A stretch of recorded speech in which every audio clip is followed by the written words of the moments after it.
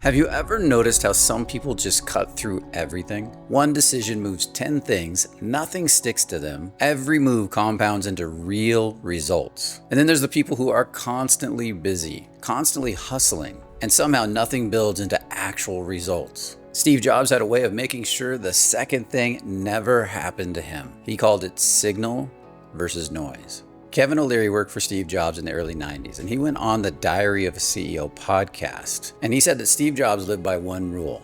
He had a 80% signal to noise ratio. In other words, he always focused on having 80% signal. So what does that mean in the real world?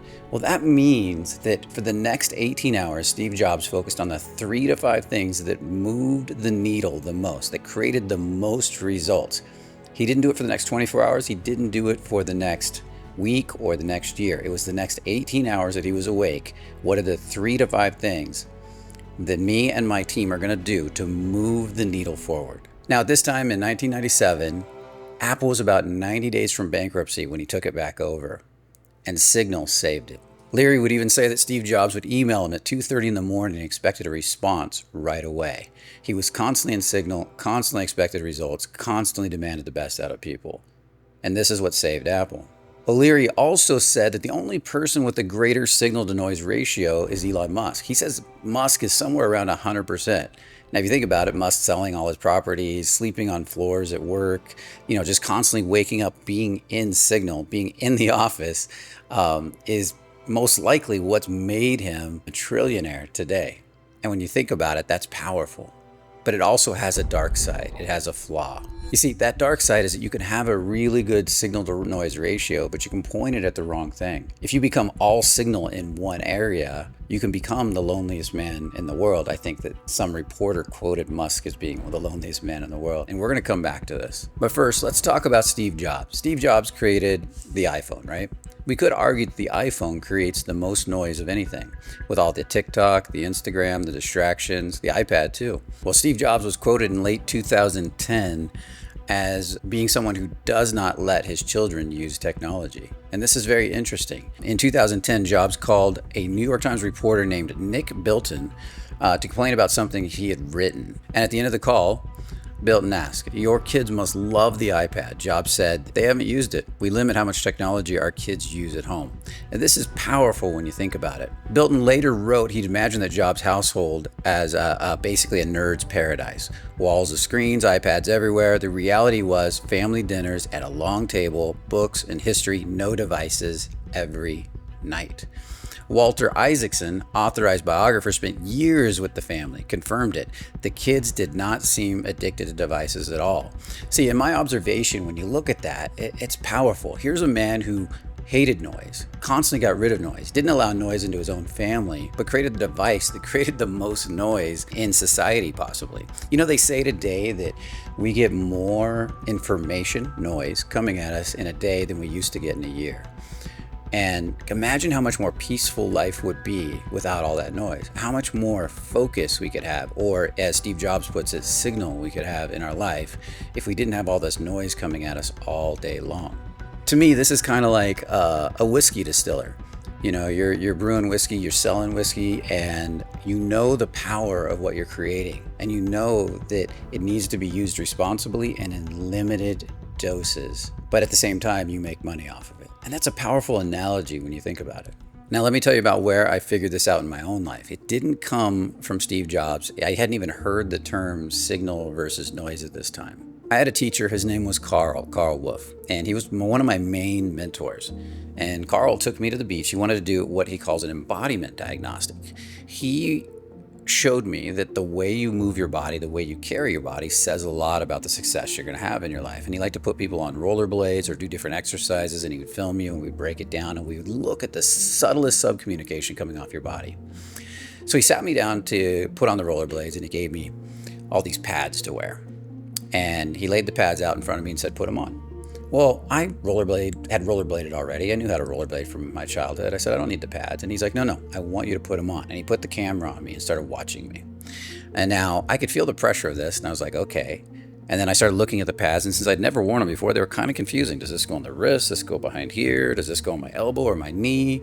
I was a little confused. And I looked to him and he looked at me and he said, I'm not going to help you. Figure it out yourself.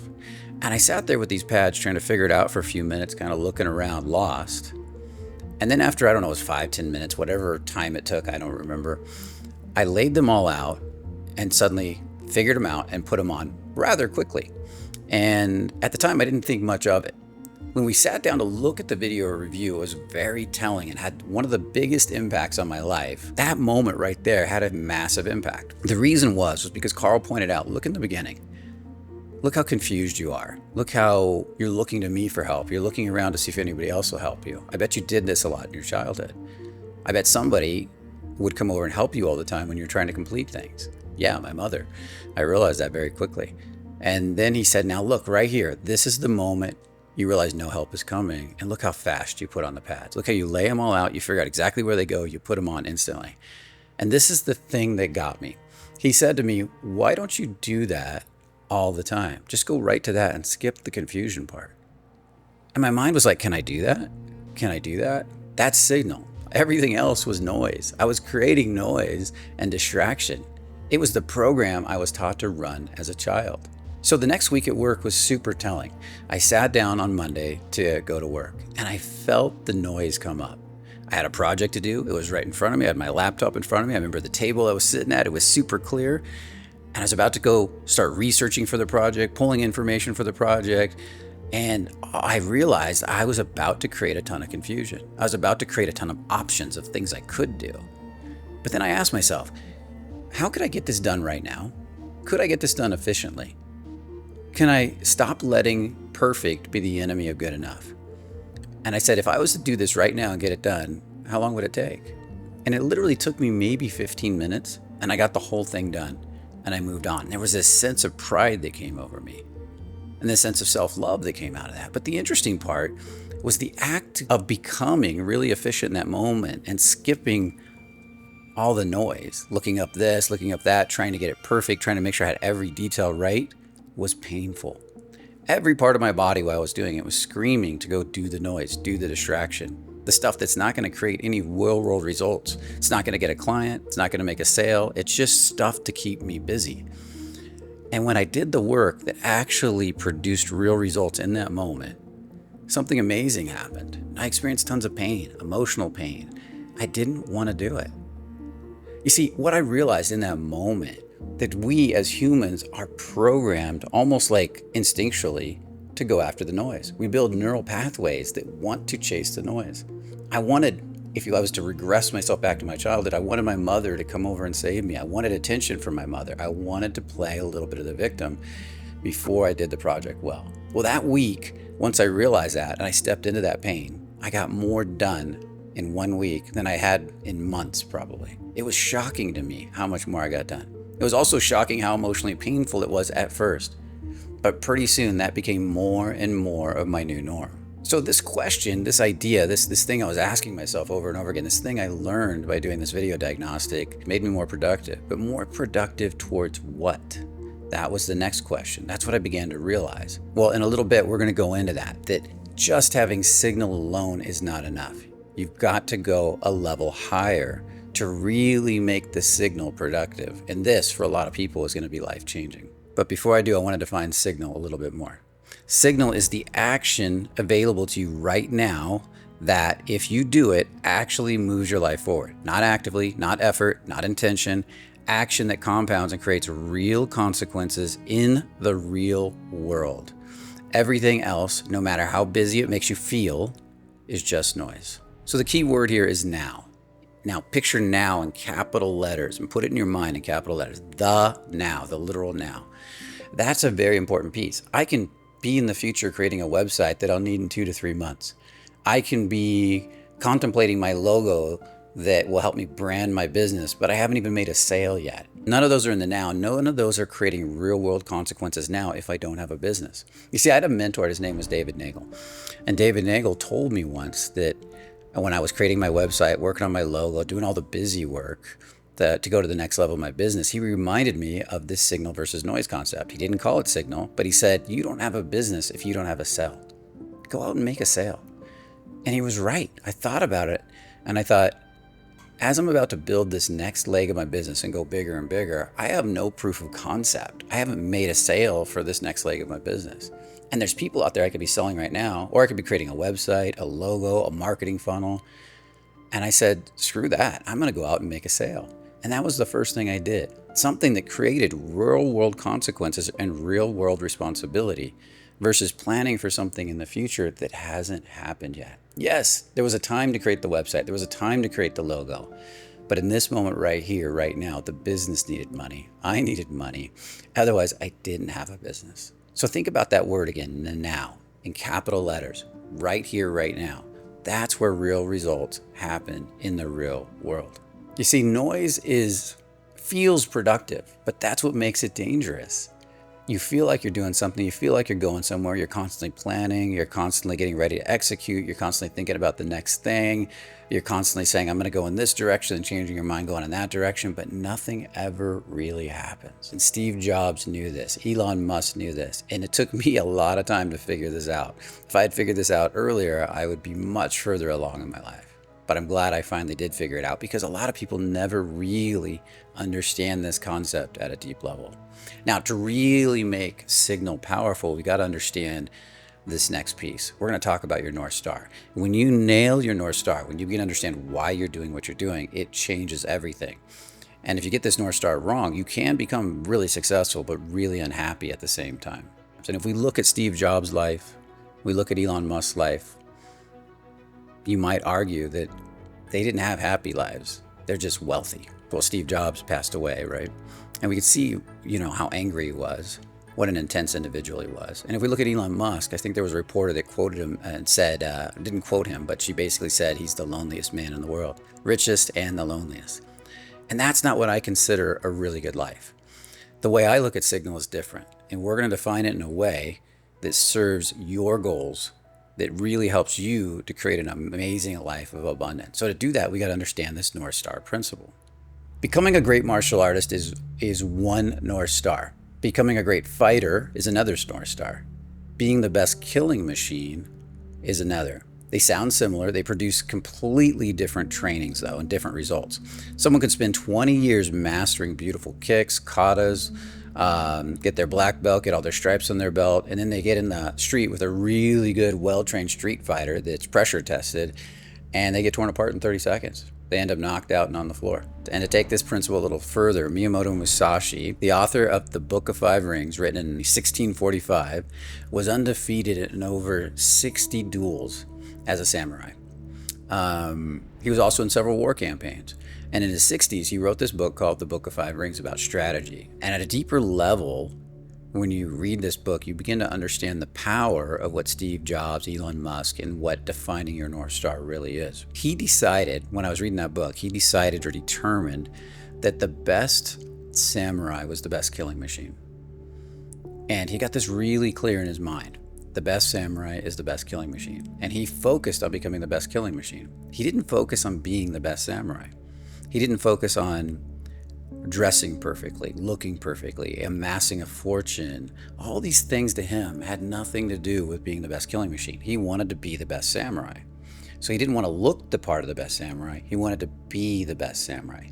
He didn't want to impress people or wow people with his samurai presence. He wanted to be the best samurai. And there's a huge difference there. So when he was training, every strike he learned, every technique he learned, he'd ask himself, how can this kill faster? How can this defeat my opponent faster is another way to look at it. If I'm going to do a block, how can I use this block to defeat my opponent faster? Not just do a perfect block, not just do a perfect strike with the sword, but how can I actually use this strike to serve my purpose right here, right now? And that's powerful when you think about it. When you begin to think that way and you begin to define what your North Star is, everything changed. This is why he didn't worry about the way he dressed. This is why he didn't even bathe much. He didn't wash his hair. He lived in the woods. He didn't want to have material objects in his life. He didn't want money or attachments because he's afraid that would not make him a good killing machine. The moment you become attached to something, you don't want to die. He also meditated on his death every morning. He felt that he had to be comfortable with death, okay with his own death, to be the best killing machine. That's wild when you think about it. Now let's take this in another direction. Let's take it in the direction of enlightenment and consciousness. This is something I think about because I personally do not ever want to be a samurai, and I do not want to ever be in a duel or kill anybody. But what I do want to do is wake up more. Lester Levenson, who I really love and appreciate, who I've learned a lot from, even though he's long since passed away. I've read and studied as many audios and books on him as I can. He, at 41, was sent home to die by the doctor. He was told, you got about 2 weeks to live, get all your affairs in order because you don't have much time left. And he was really sick. He had thrombosis, heart problems, all these different medical problems, stomach problems. He'd been a businessman most of his life, pushed to get ahead. Nothing quite worked for him. He went home and he was bitterly angry. He was bitterly upset. He only had 2 weeks to live. And he realized most of his life, matter of fact, his whole life, he'd never really been happy. So he decided he wanted to be happy. And again, that question came up. What is happiness? Because he could just focus on becoming happy before he died, which was his goal. But he said, I needed to define what happiness really was. I need to know what it is beyond the word happiness. So he determined that he felt the happiest when he was loved. But he said, I can't maintain that. When people take away their love, I get angry. But he said, the one thing I can control is loving others. He said, when I loved others, I was happy. And I don't need them to love me back to feel that love. So he began a mission of going through every memory he had and practicing getting to love for each memory, no matter how dark or how heavy the memory he was. Then he began walking around the city of New York because he started to get all this energy returning to his body. He started to feel healthier and healthier. And anything that triggered him in the city, he began to work on getting to love for it. Cars honking, people fighting. He worked on developing a sense of love for anything and everything in the physical world. Again, he was stepping into signal. How can I love this thing? How can I love this thing? And actively moving in the direction of things that would try to take away that love and then working to get back to love. He determined that loving others and being loving was what made you happy. And those are two different things. If we look at Miyamoto Musashi, and he wanted to be the best samurai, and he determined that was the best killing machine. Or we look at Lester Levenson, and he wanted to be happy, and he determined that was loving everybody else. In both these cases, they developed a North Star. And I know these cases are extreme, but they really illustrate a point. You see, in my life, I'm constantly developing North Star to point signal at. But it's not one North Star for me. For some people, it is. So for me, I have a North Star when it comes to health, wealth, relationships, and something personal, an art, something I want to give to the world. And I learned to balance those things. I learned to work with those things. I learned to move from each one. We're going to talk about how you do that. And to me, this is the key that creates a truly happy life. And we're about to go deeper into that now. So with that said, hopefully you're getting value out of this. I want to invite you to like, subscribe, and share if you're getting value out of this. And what's one area of your life you've actually defined as your North Star? I'd love to hear about that. I think it helps everybody to grow when we talk about this stuff, and it really serves the whole channel as a community, so I really appreciate it. Now we've defined what signal is, we defined what North Star is. Now we got to define the presence problem. If you don't understand presence, this will stop all of this from working right in its tracks. You see, most people are never fully present with what's in front of them. Whether working or resting, they're always half somewhere else. At work, they're thinking about the beach, and at the beach, they're thinking about work. I was notorious for this. And nothing, not the work, not the rest, is actually working. I want to ask you right now, if this is you, will you comment in the comments below? Let us know if this is you. Because this, I find, is very common with clients I work with. We are always in the future thinking, I need to be doing this, I need to be doing that, and we're never right here, right now. You see, if you really want to be good at signal, getting super present with what's in front of you is what's going to create results. If you're half present with what's in front of you, you're worrying about the next thing, half of your energy is being sent to that thing that you're not doing right now, and so the thing in front of you doesn't get done well. And what I found for me is when I was doing that in the past, I was kind of doing this, rushing through it to get to the next thing, which I was also going to rush through, that the thing in front of me never got done well at all. Oftentimes had to be redone, had to be done better, wasn't good enough. And this was a real problem. When I began to slow down and say, how do I be fully present with this thing and get it done right the first time? Kind of like a deeper version of what Carl, my mentor, showed me on that day in the rollerblades. Everything began to change. Maybe I was a little bit slower, but then I didn't have to redo things. I got things done right. People began to notice how powerful the work was. Now, to really illustrate this, I want to tell a story. Back when I lived in Los Angeles, I had this amazing girlfriend that cooked me a beautiful Colombian meal. I sat down and she looked at me and she said, Brian, we need to talk. And I could feel it immediately. There was something that was bothering her. So I put the meal down. I put the spoon down. I looked right at her. I said, yeah.